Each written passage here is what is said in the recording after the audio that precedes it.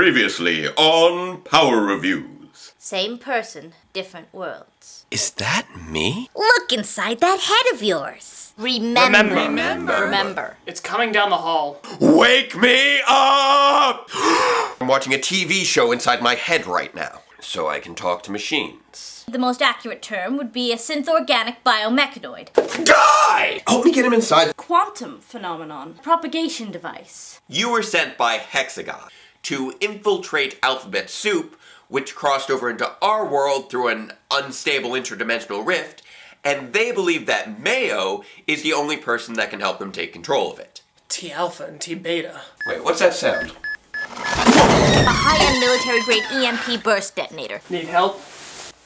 Then why is it that I can talk and fight at the same time now?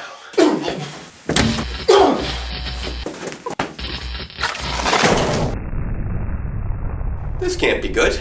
And now, Database Rangers Power Review.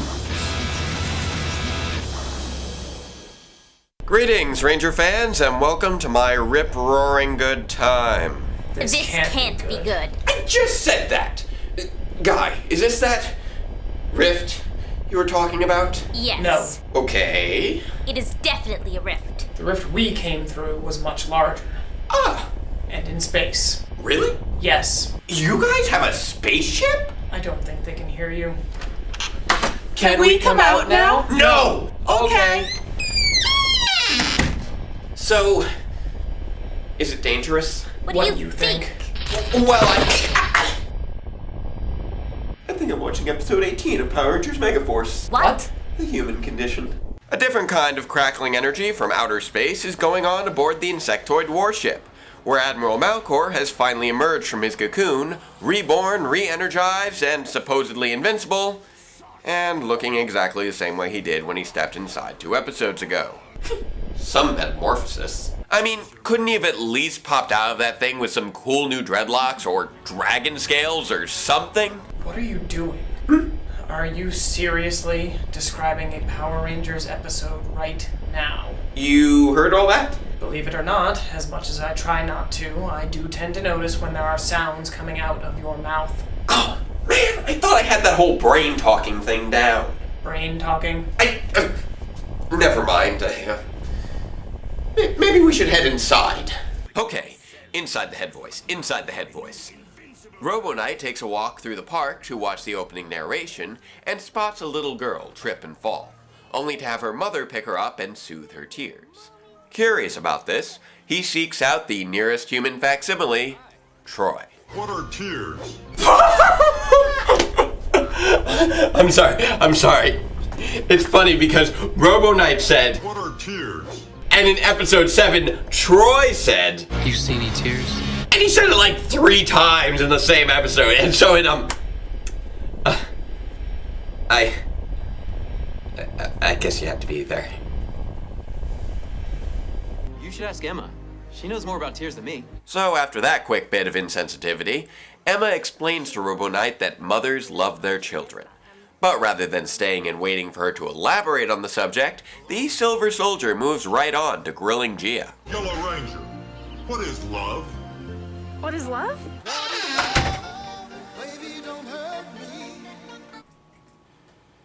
What is wrong with you? So Gia callously passes the Robobuck on to Jake, who is quickly dismissed as an invalid source of information due to playing soccer. This is all very strange. And in the school hallway, Robo Knight passes by bewildered Mr. Burley, who is obviously distracted by his complete lack of plot relevance, and meets up with Noah, who explains that humans have written on the subject of humans for hundreds of years. Which, of course, means he should immediately walk away from the completely viable internet connection and head on over to the local library. Okay, have you had any luck cracking those files from Alphabet Soup? I'm working on them, but I still need more time. Well, I think I have an idea then. No. Why not? Between his time in the soup and his experience with Hexagon. Hexagon is not even supposed to exist anymore. Yeah, well, neither is Alphabet Soup. That's different. Yeah, I know, but... Wait, did you say exist anymore? You know what? None of that even matters. Because I think we have a very serious problem on our hands. A monster has appeared near the Fairview transit station. Wait, Tensu knows the name of the train station, but not the name of this season's supposedly primary villain? This has gotten ridiculous.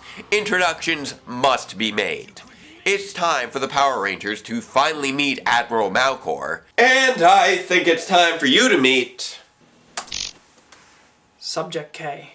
I prefer doctor, thank you very much. Yes, of course. I am Malor. How do you even spell that? M-A-L... what? K-O-R! You need an operating room? No, You know I'm not that kind of doctor. Right, I know, I just... Never mind. Malor's initial attack is powerful enough to send the Rangers flying from a city street all the way to the abandoned warehouse district, where he proceeds to dominate in battle, all while Robo Knight seeks out his answers on the nature of humanity in the rapidly vacating library. Alright, so, now the three of us are together, maybe we can get to work finding some answers. Perhaps we should start with how long you've been hiding here. Or how long you've been hiding inside alphabet soup. What's your real name, Doctor? What's your real name, Agent? Why? K. Why, does this not feel okay? What do you know about the rift? And how did the terrible T-twins make another one? And where did you get that cloaking technology? And why do all the library patrons treat Robo Knight like some kind of monster when just last week he was mistaken for a policeman? What? What? Sorry, never mind. I have reason to believe that this entire building is a trans-dimensional soft spot. The EMP burst detonation would have destabilized the area, and the collision between two alternate universe counterparts acted as a catalyst for this new tear. Also, the cloaking technology came with the workstation, and nobody cares what the droid Templar does with its spare time. Even if the library policy on cell phones forces him to turn in his robomorpher, meaning that the Rangers have absolutely no one to back them up in their fight against Malor? What is wrong with you? An unfortunate incident with a lolcat and a squee means that I get Power Rangers Megaforce episodes beamed directly into my brain during times of stress. You are a sad, strange little man. Sadly, the Rangers aren't faring too well in their battle with Malor, as they suddenly find themselves unable to activate their power cards. It's all me. Me? Yes, you. You were the one who insisted we work together. True. So while we finish decrypting the files, we need you to go check on T-Alpha and T-Beta. If you can, bring them in for observation, and let us know immediately if anything about their condition changes. We need more information. Right. More information is always a good thing. What are those? Dude, seriously, you just looked them up in a book. And I'm sure the Rangers would have appreciated more info before being hammered to the ground with a meteor shower. Rangers, Malor's the alien's commander. Things that could have been brought to my attention yesterday! Actually, no. Forget yesterday. They should have been brought to their attention 17 episodes ago. Maybe then they wouldn't have run into battle thinking, oh, this is just an insectoid. We knocked those around back at the beginning of the season. We totally don't need to go into this fight already in Ultra Mode like we did with the mutants and robots. And maybe then Gosei and Tensu wouldn't have to spend time changing the frequency of the morphers to bypass the invisible blocking ray, and then not have to worry about Malor running off via a reverse shot from an obviously different location and laying waste to the city by disintegrating countless buildings and instantly vaporizing the undoubtedly hundreds of innocent civilians inside. This is the kind of thing you like to prepare yourself for. Please still be unconscious. Please still be unconscious. I think they're away. Okay, shutting the door now. Distraction. Think of a distraction. Like a robot trying to learn how to hand bop to hip hop, or that train just turned into red dust. Why red? That train wasn't red. I think I'm gonna be sick. We need to find a way to stop this thing. Now! The Rangers make another attempt to stop Malor, but are still outmatched, getting knocked out by the Admiral's science fair planet strike, and getting beamed to a new battlefield by Vrock, in one of the laziest off-screen location changes I think I've ever not seen. All while the Prince slowly moves their warship into Earth's atmosphere, an act that is scoped out by Mr. Burley, who then proceeds to do absolutely nothing with this new information. Please tell me that you guys at least found something useful. It looks like the schematic for some kind of stabilization device. The wireless interdimensional interface.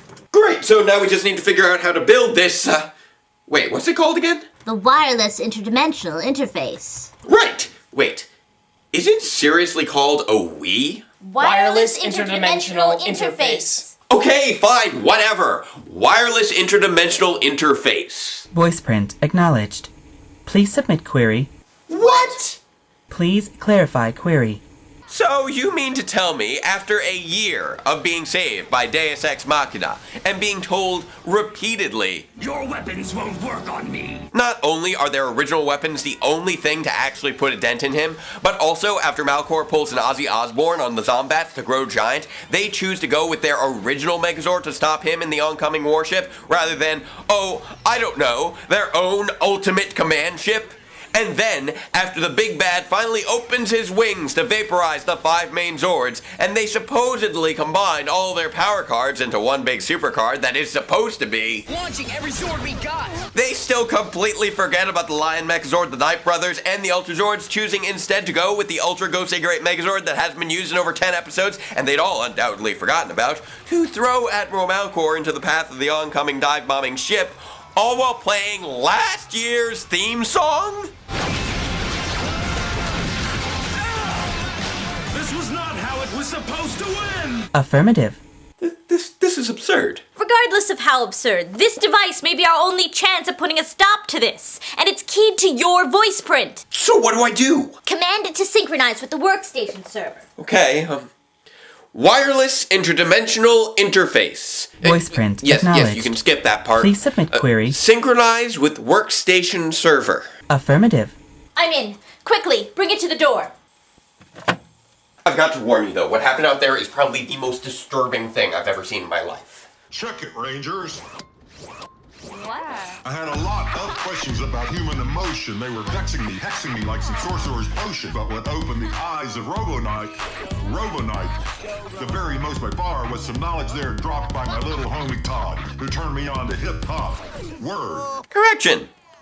That was the most disturbing thing I've ever seen in my life. Just had a little battle where we got rid of the War Star Admiral. The Earth was threatened. Was it protected? Nope, everything was completely destroyed. Shame you missed it.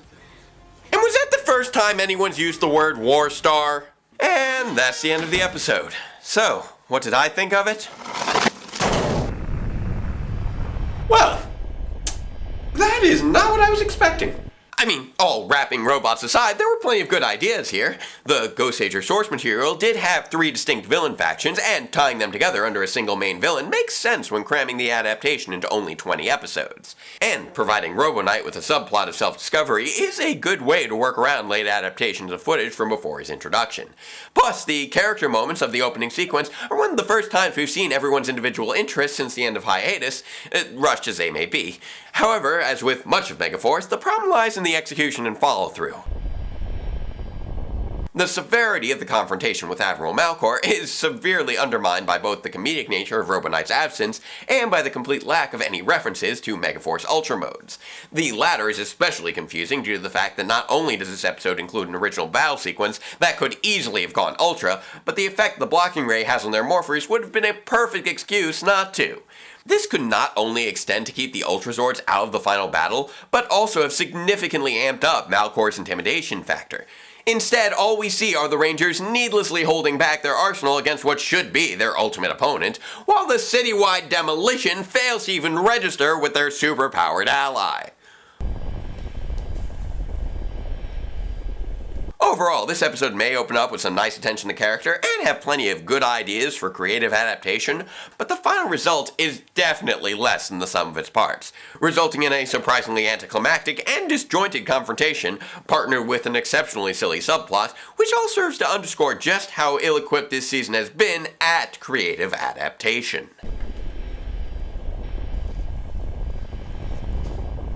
You don't suppose he's friendly, do you? It's not exactly my first thought. Hi. My name is Database Ranger, and this is my, associate, Agent Y. What's your name? Silence. Silence. Huh. I like it. It's very Doctor... Oh! Okay. Definitely not friendly. Guy? I'm on it.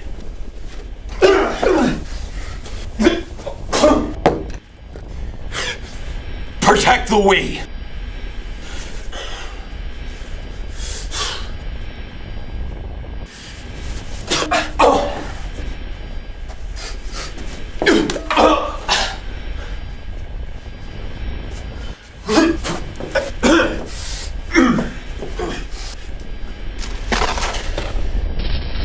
Database. Ranger. You can't stop it.